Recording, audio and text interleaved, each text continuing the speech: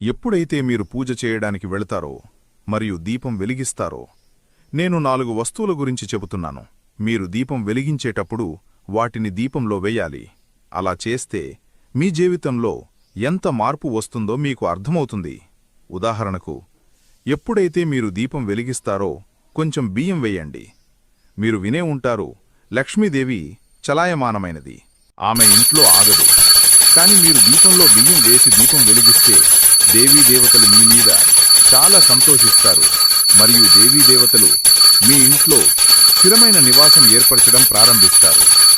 ఎప్పుడైతే దీపం వెలిగిస్తారో కొంచెం చిటికెడు పసుపు వేయండి. మహాలక్ష్మి చాలా సంతోషించడం ప్రారంభిస్తుంది. మీరు దీపం వెలిగిస్తున్నప్పుడు కొంచెం నల్ల మిరియాలు వేయండి. ఇంట్లో డబ్బు రావడానికి యోగం ఏర్పడుతుంది. డబ్బు కొరత, బీదరికం, డబ్బు ఎలా సమకూరుతుందో అర్థం కాని పరిస్థితి ఉంటే అన్నీ సరిదిద్దుకోవడం ప్రారంభమవుతుంది.